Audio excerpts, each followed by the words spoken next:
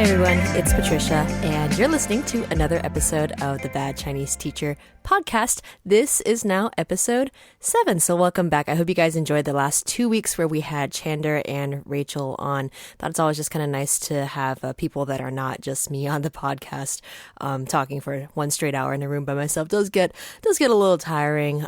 So if you haven't checked those episodes out already, they're really, really good ones. Chander is currently an English instructor over at Adelphi. Rachel is a Spanish teacher at a high school nearby.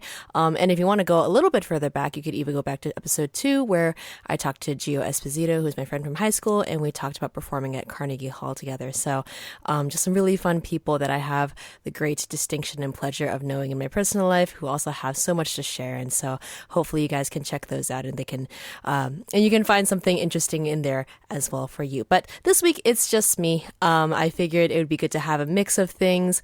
Sometimes we'll have guests, sometimes we'll have just me, sometimes we'll have a lot of guests, which is what's going to happen next week actually. We have a 2-parter coming up. Not going to say much more than that, but something to kind of tide you over the next 2 weeks. So please be subscribed so you can see when that comes out. It's going to be a 2-part episode. It's going to be not just me, not just one other person. It's going to be super crazy, y'all. So, so please be subscribed on wherever you listen to podcasts so you can catch that when it comes out. So, but anyway, given the past 2 weeks and having some guests over and just being able to talk to some people, I've just been thinking a lot about, it's a month since we started this podcast. We meaning just me.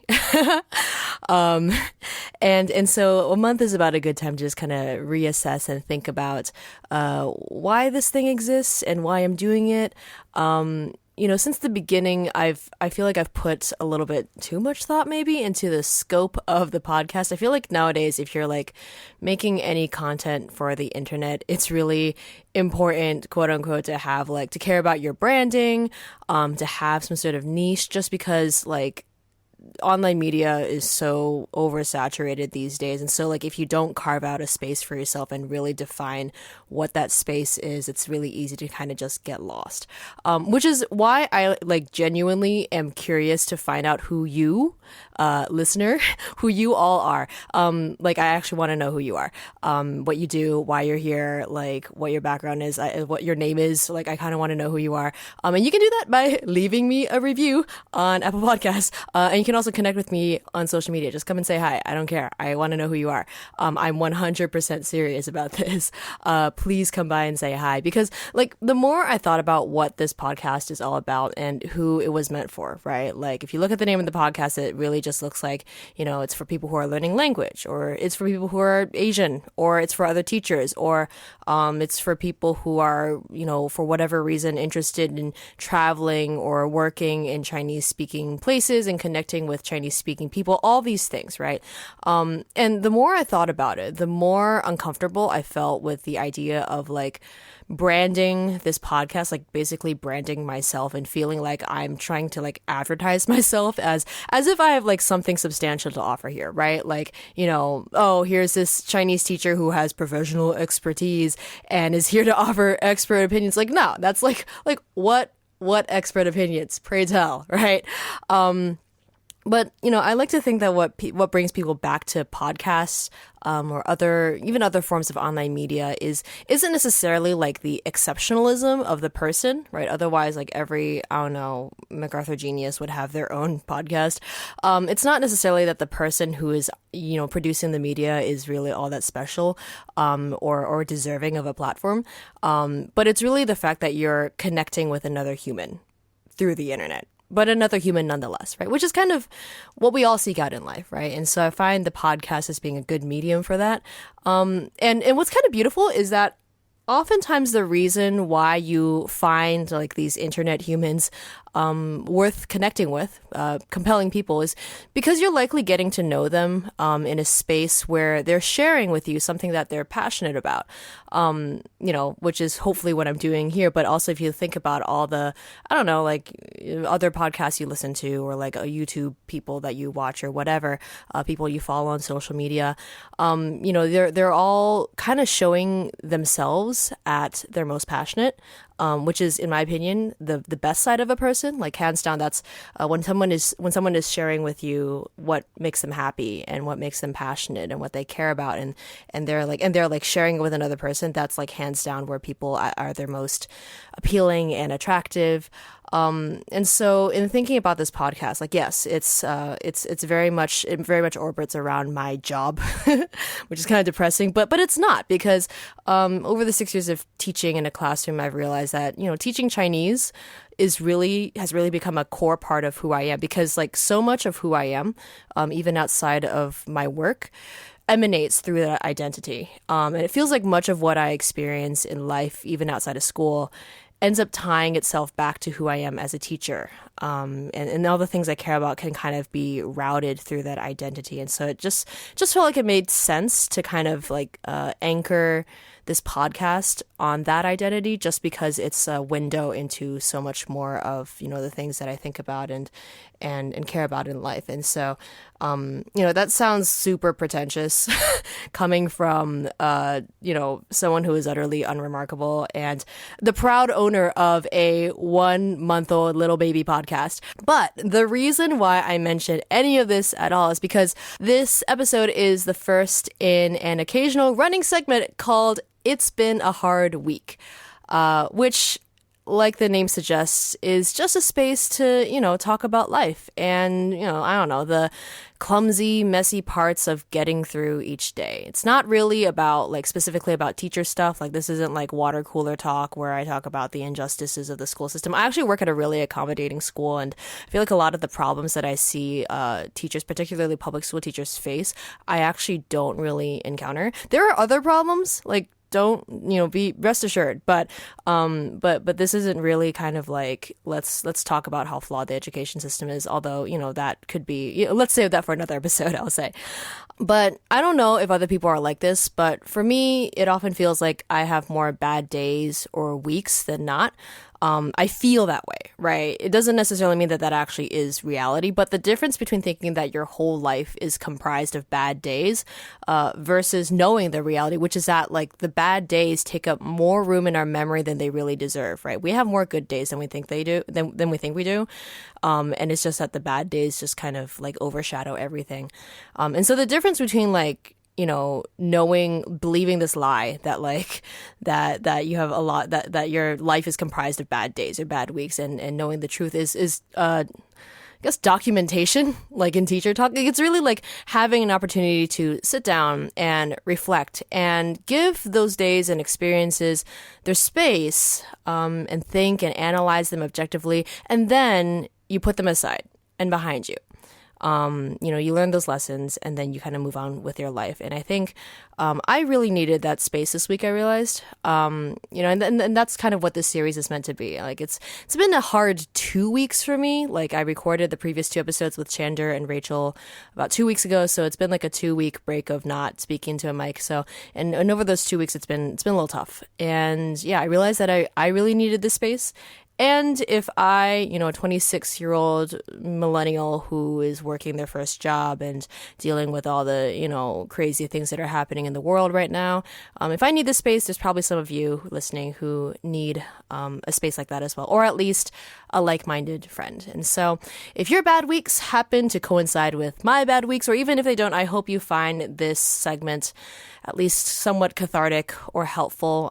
But I'd love to know what you guys think and to hear about your weeks too, the good and the bad ones. So anyway, the past 2 weeks have like largely, I'm recording this like, 2 weeks out and things have gotten better, but like I feel like the past 2 weeks have just been characterized by this really heavy brain fog, right? I don't know if you guys, when you have tough times, like, when you look back on it, a lot of it is just like straight up amnesia. Like I really don't remember a lot of what happened, or how I felt. And so again, why this is kind of helpful and important.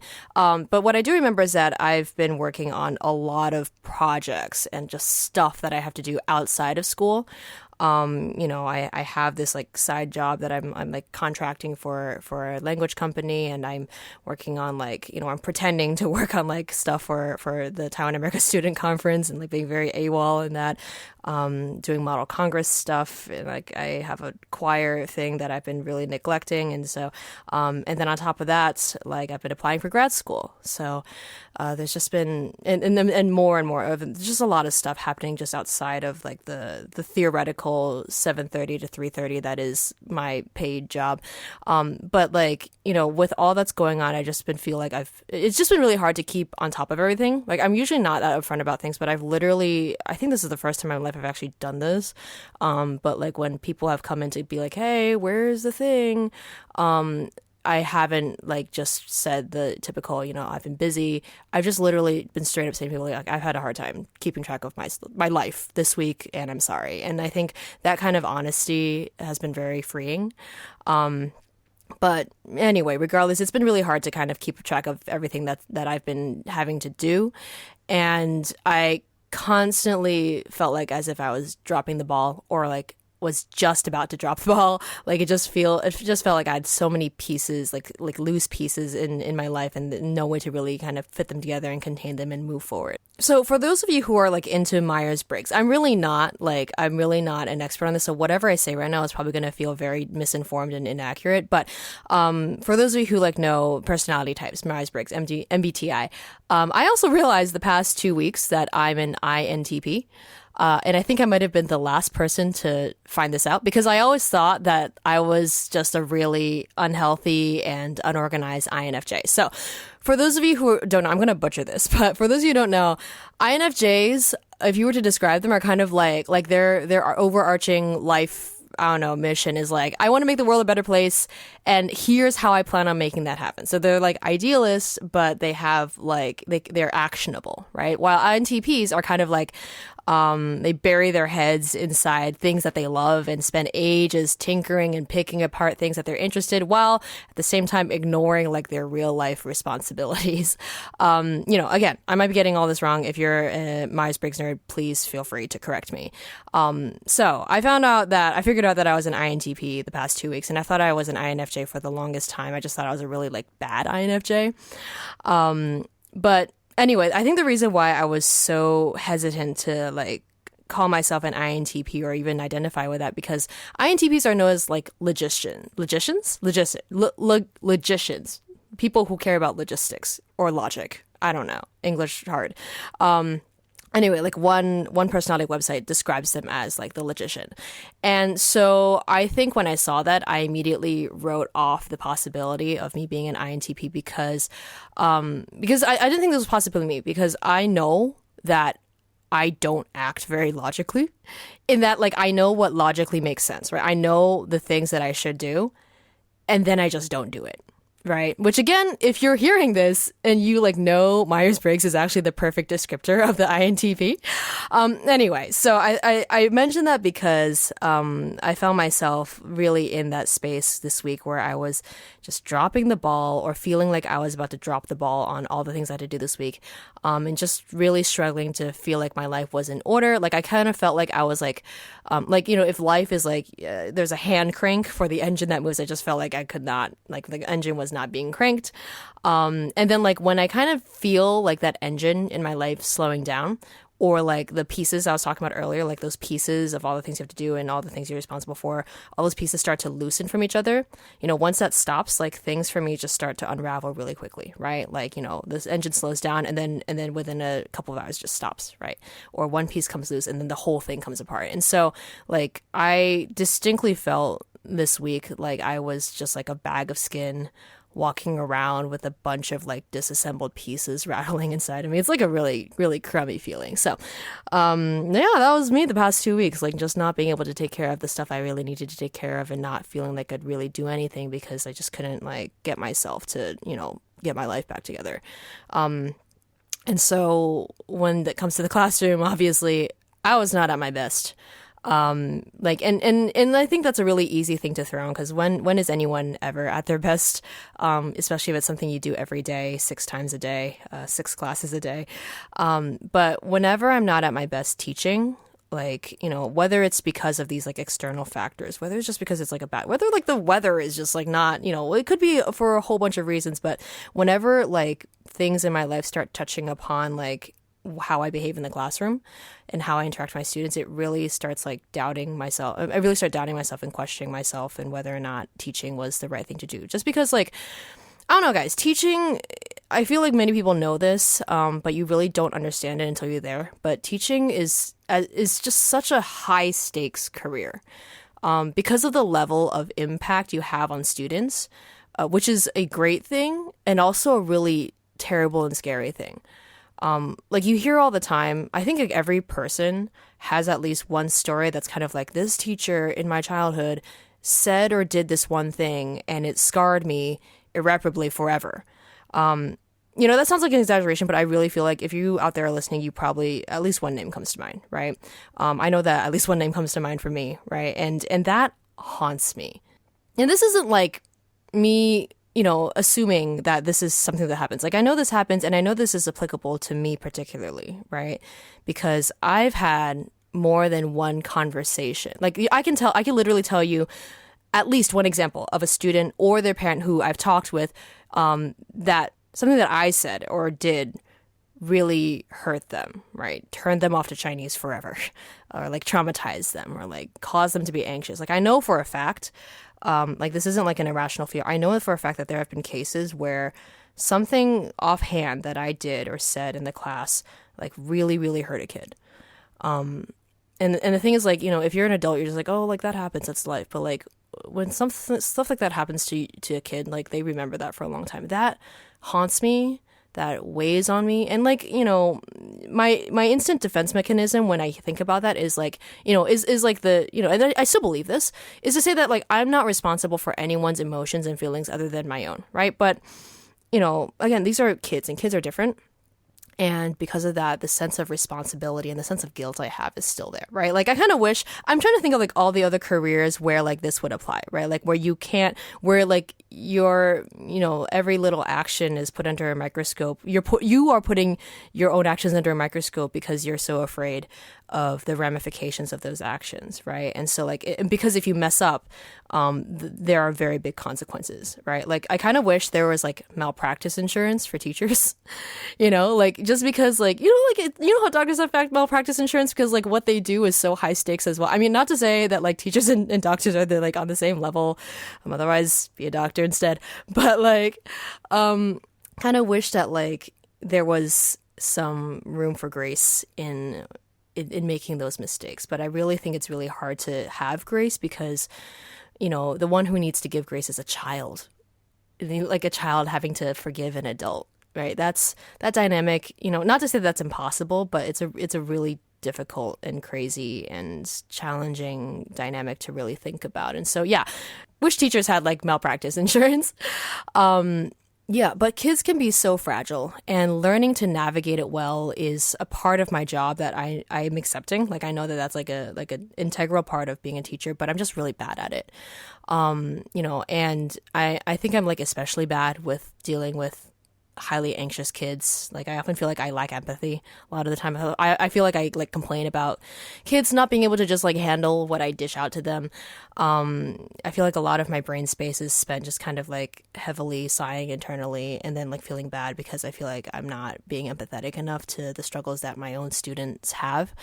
And the greatest irony though of this is that like I'm a highly anxious person myself, right? A lot of the things that my students describe to me about how they deal with school and work is stuff that I heavily identify with even now. I definitely identified with when I was a student, at least in college, and I identify with it as an adult now, right? Like, I fold really quickly under just the tiniest bit of pressure, like disproportionately to what I have to deal with.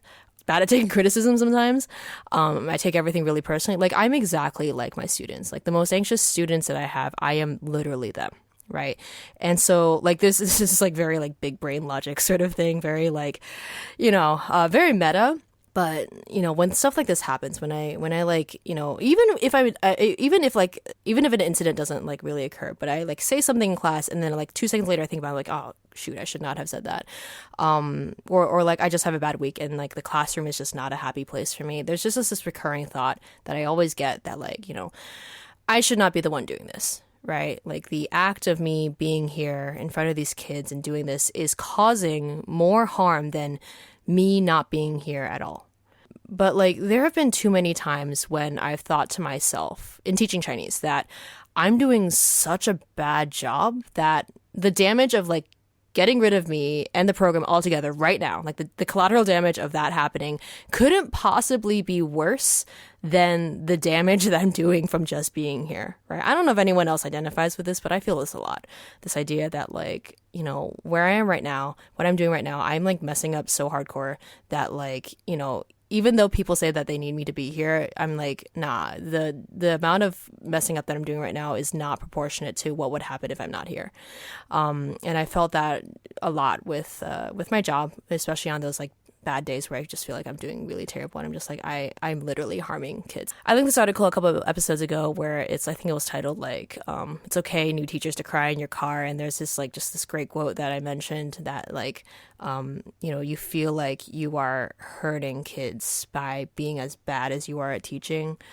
Yeah, I don't know if, I mean, I'm sure there are a lot of other professions that really identify with that, but like, I feel that so hard every day. And so, you know, and so anyway, I know that there is a clear logic flaw in all of this. Like I see it. Like INTP, I get it. Like I know what I'm thinking. It doesn't make a lot of sense and I'm blowing things out of proportion. But and I know why I think this way because I have like I'm a crippling perfectionist and I have impossibly high standards as someone who possesses neither the natural God-given talent nor the single-minded work ethic and enthusiasm for self-improvement to achieve any of those things, right? Like you want these things in life, you're perfectionist, and yet like you actually are not good enough to achieve the ideals to which you aspire, which is like it's like the most Sisyphean death trap ever. And so, like, I've known this for a long time about myself, and I've always struggled with it because the conclusion that my mind jumps to is that, like, oh, people who think like this, like people who have the same, you know, the same line of illogic that I do are just arrogant people, right? Like I'm this arrogant person who like, because usually people who have high standards for themselves also have high standards for other people that no one can ever live up to. And so it's kind of like, oh yeah, you mere mortals can't live up to my high standards. So like, you know, I'm going to let you guys go. I'm going to let you guys off the hook because clearly you guys are lesser human beings, but I am so much more capable. So I'm going to like torture myself until I achieve these impossibly high standards.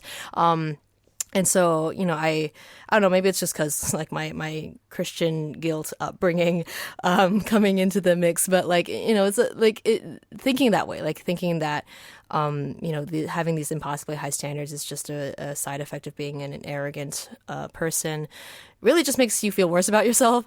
But honestly, though, I feel like having these high standards and really pushing these like unattainably high standards and really pushing yourself to, you know, achieve them, even though you know you can't. I feel like this is something that's common to more people than I previously thought. So, am I indirectly calling everyone arrogant? Yes. No, I'm kidding. But I do think that like a lot of people deal with this same thing, this idea of like, or a lot of people my age. I kind of want to think that this is maybe a millennial thing, right? Like maybe this is a symptom of like, I don't know. I don't want to blame the internet for everything. I'm not that kind of person, but like, you know, we see our generation has been able to see the world in such a holistic sense. Like we have eyes on so many things that people older than us did not have access to. Maybe this is a symptom of knowing what's possible, right? And we live in this culture where even through knowing what's possible, we live in a culture where we see only the results and never the process. And even when the process, I feel like maybe this is a little unfair. Maybe like, you know, we are also trying to be more genuine and being like showing people the process, showing how imperfect it is. But even like when we do see the process, it is still seen in like a sanitized light. And I think this is just like, you know, a mechanical issue, right? Like what I'm talking about is like, if you look on like online media, right? YouTube videos or whatever, podcasts, whatever, you know, those are media that help to tell the story of the process. But like any piece of media that is presented for a mass audience, it is edited, right? Like this podcast is edited. Otherwise, like this would be really insufferable to listen to. And so in some way, the process when it is presented is still seen in a sanitized light. The only way where you see the process in all of its ugliness and all of its realness and all of its like stagnation even, is when you like are doing life with another person up close and personal, and you see all of that stuff firsthand. It's really hard to kind of like, we have access to see what the process looks like, and it's still not accurate. So there's that. And also like, the whole fact that like, there's just so much with that increased exposure there to what is happening in the world. There is this increased sense of competition. It's no longer okay to just sit and exist and live your life because compared to everyone else who's doing great things in the world, that's seen as like, that's like being complacent, or worse, that's like being lazy or even selfish, right? You can't just like kind of just do your life because there's so much out there in the world that's worth caring about that requires action. And it's really, really hard to be able to justify, the inherent selfishness of taking time for yourself and not caring about the world outside of your own little bubble. I think we try to like compensate with this with the term self-care, but even that has its own set of criticisms. So there's that. Or is it that we've just like internalized all the crap that other generations have said about us? Like the fact that we're lazy and entitled and like don't understand the world. Like we hear that, we like, push back against it, but we also kind of believe it, or we believe that other people believe it. And since other people believe it, we work ourselves to the point where we can absolve ourselves of any of that blame or accusation, right? Like, if someone's going to call us lazy, right? We know we're not lazy, but they don't believe us. And so the only way they're not going to believe us is if we like do all we can to prove to them that they cannot by any metric call us lazy because we're working 3 jobs and sleeping less than 5 hours and like have eternal student debt. Like, and the only way that like, like we stack all these things up in our lives because like the only way we feel like we can prove that we deserve someone else's sympathy is by pushing ourselves past beyond what we can handle. This idea of like having to, work really hard to earn someone, basic human respect, right? I mean, like, honestly, this is not a new thing. Like people of color, immigrants, oppressed folks have had to deal with this their entire lives, like the idea of proving their worthiness. And so like, it just really, like calls back to the idea that a meritocracy is very toxic. And maybe this is just a symptom of that. So, yeah, I mean, yeah, leave your thoughts on how you feel about that, because I think there's a litany of ways to kind of explain why I think millennials tend to be very perfectionistic and in a way that is very unhealthy, and why we feel this drive to kind of strive for ideals that are way beyond ourselves.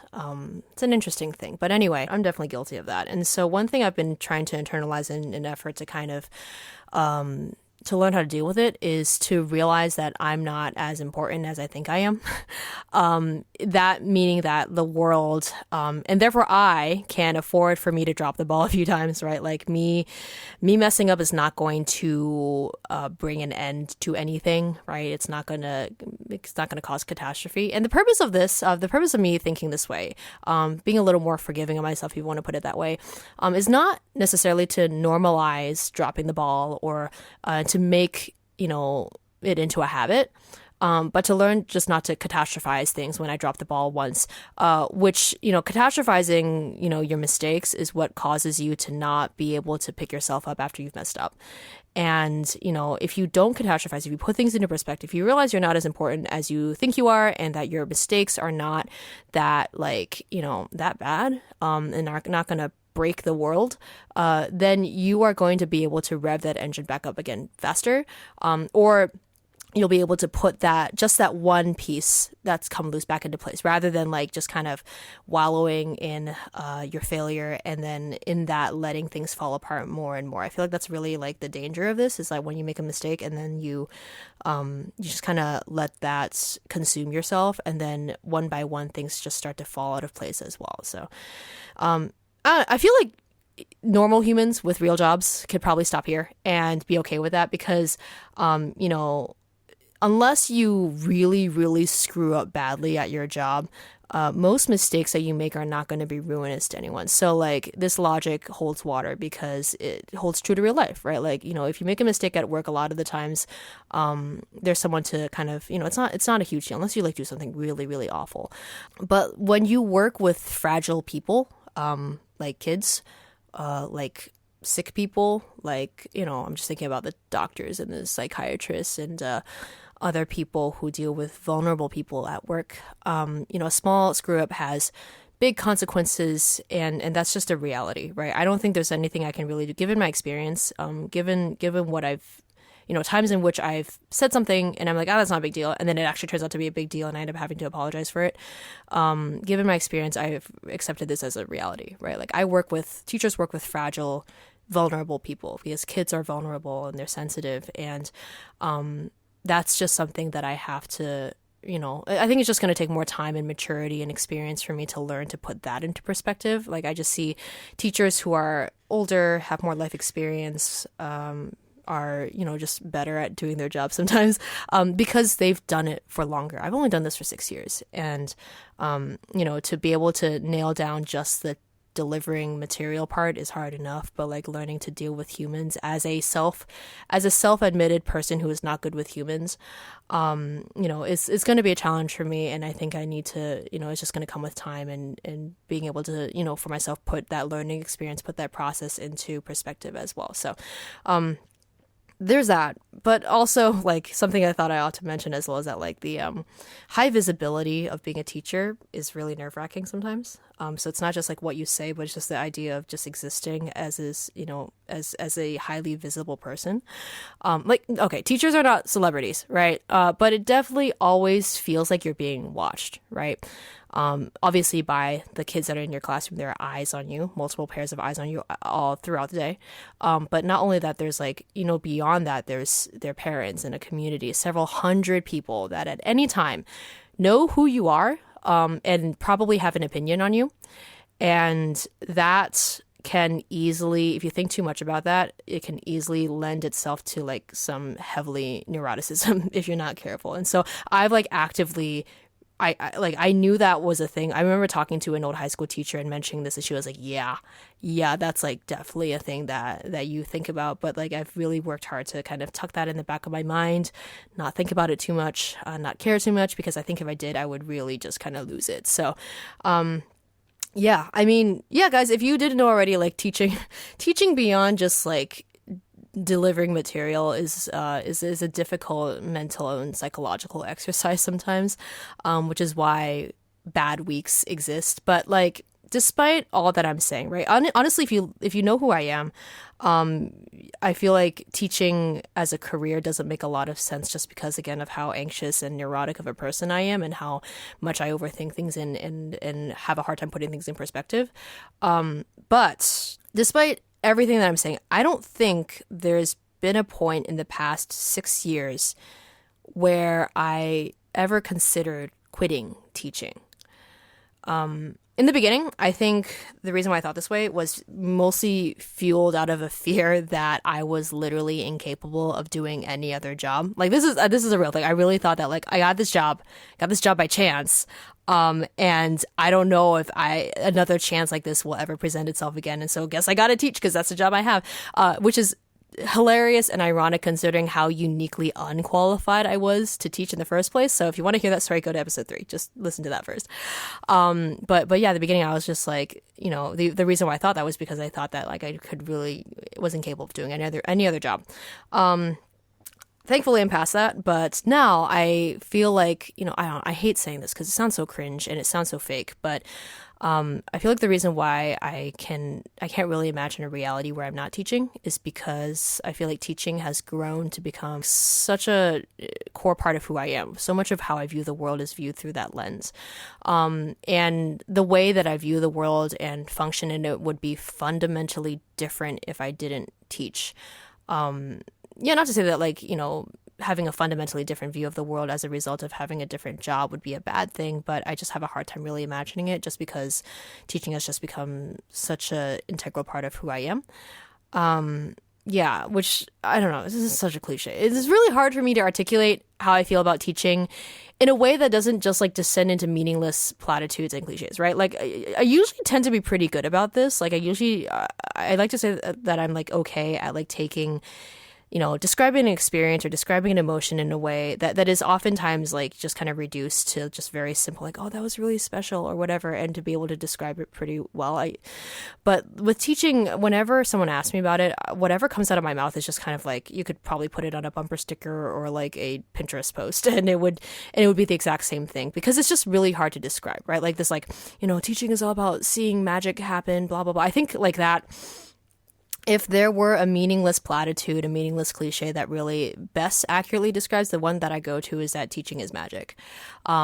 It's not that like teaching means that you are the person causing the magic, though. I think that's really important to understand. It's not, the magic in it is not the teacher being the magician.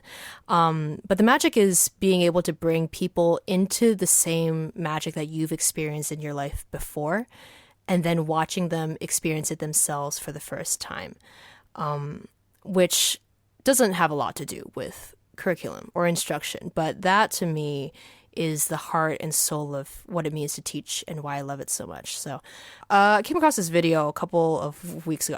I think other depressed people can probably relate to what I'm saying, but like when I'm having a hard time, like I said, I don't remember a lot of what happens or even how I feel or what I did, but I do remember all the things that I used to distract myself. Like, those like Netflix series that you binged during those hard times, or like, you remember those things really distinctly. And so for me, the past 2 weeks, I've been distracting myself with a lot of YouTube, and I'm like way past the age of spending this many screen hours on YouTube. I like realized that the target demographic of people who watch YouTube or like YouTubers are like literally my students' age. So I'm like way too old for this. But, so I'm way too old to like be a fan of a YouTuber, but I really love this channel called Two Set Violin. Again, way beyond their target demographic. I feel like the old lady in the room trying to party with the young kids. But anyway, Two Set Violin, they're these two Australian dudes who are in their mid-20s. They're around my age. They went to conservatory for violin, and after they graduated from conservatory, they became professional orchestral musicians for a while, and then quit that to do YouTube full time. And so their whole shtick on YouTube is like kind of a foil to both how classical music can be seen as like inaccessible or too serious for lay people, right? There's that perspective on classical music that like it's, that is like kind of uptight and closed off and privileged and like, and it's not mainstream.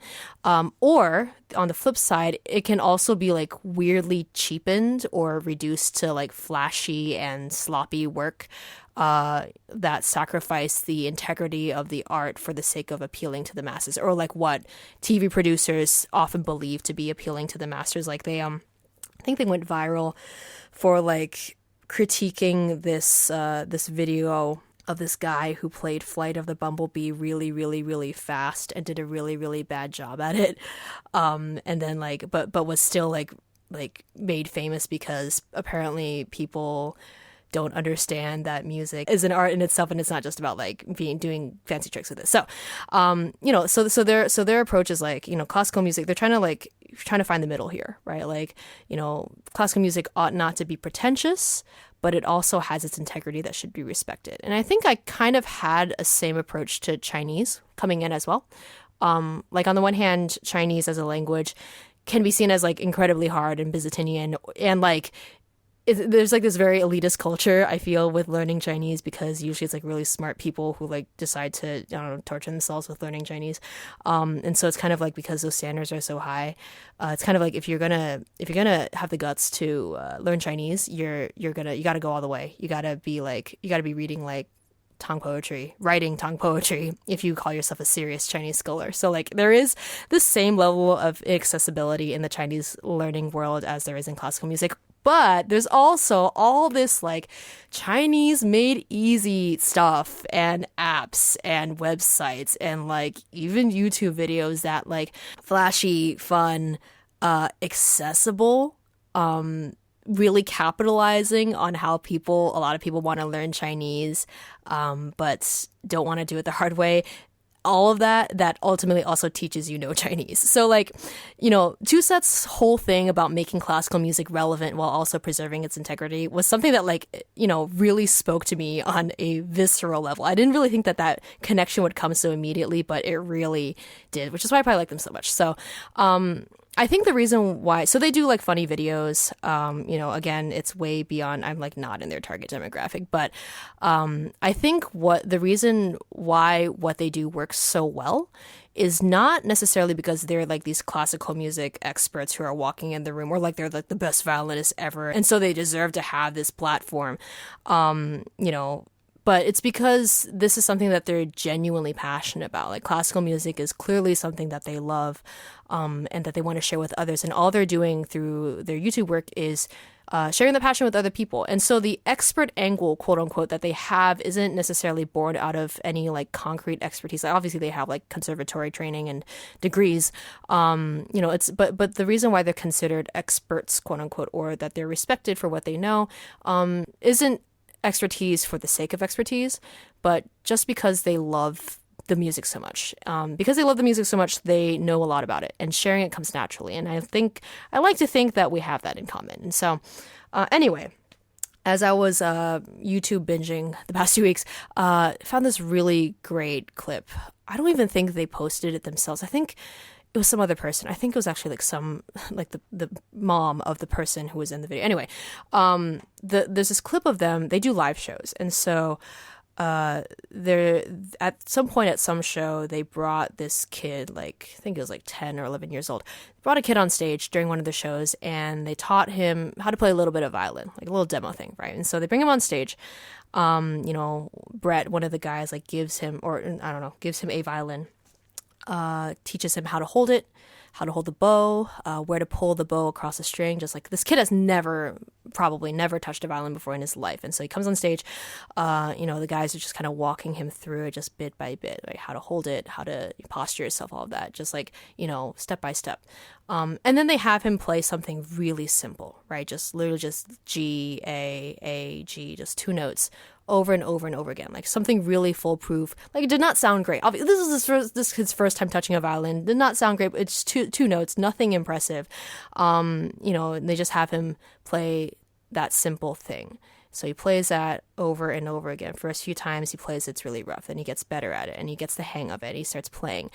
And so the kid continues playing those 2 notes. And as he's playing, the 2 guys, Brett and Eddie, they start joining in with him on violin too.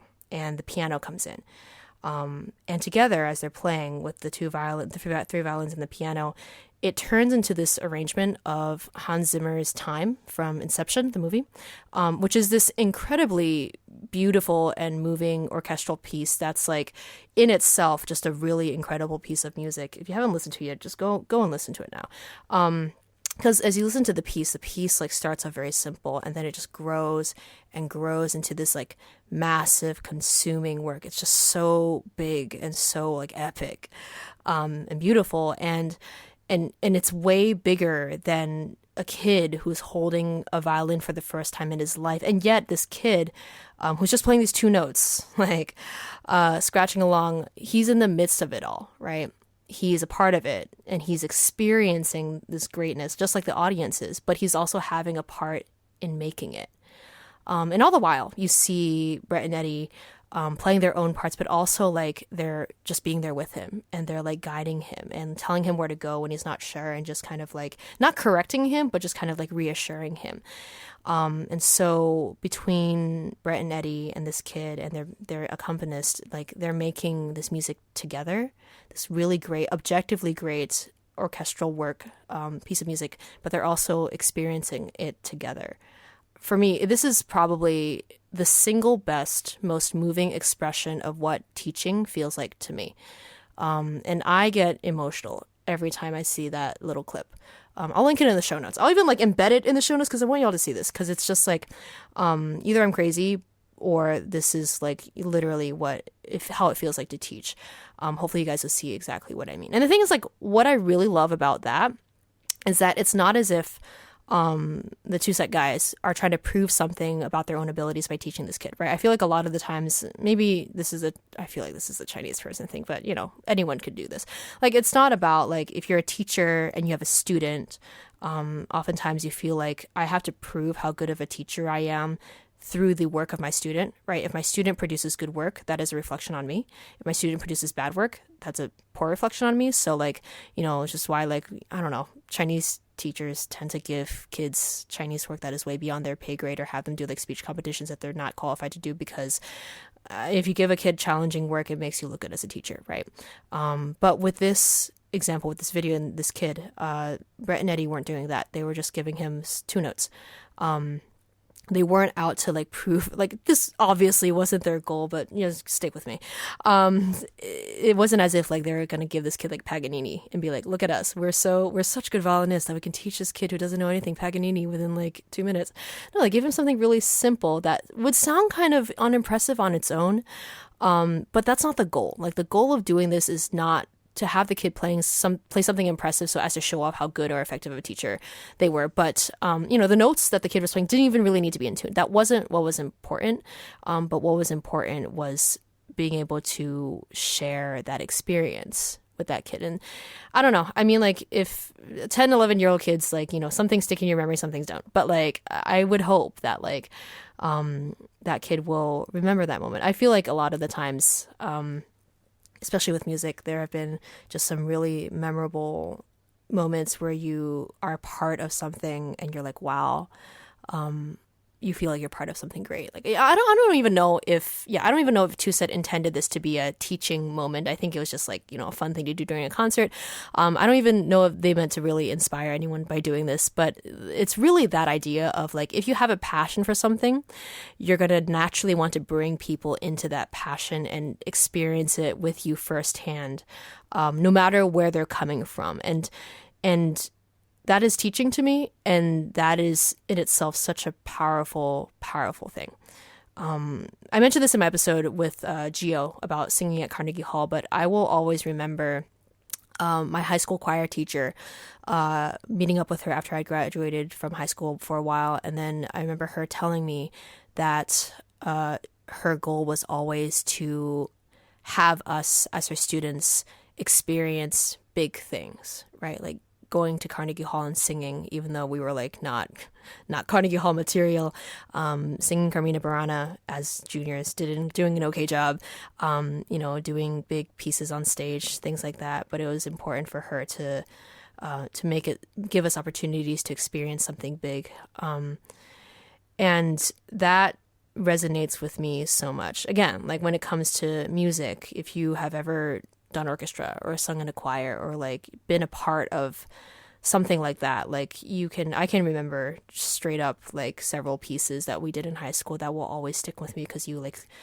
sing it and like, it doesn't matter how good you are, but you experience that magic with other people, with your teacher who's there to be like, yeah, you see what I mean? Like, this is it. This is what gets me up in the morning, and I hope that it one day will be a part of what gets you up in the morning as well. And so that's what I saw in that Two-Set video. I think it was just such a powerful moment. And if anyone were to ask me to describe what teaching is like, I will just show them that video.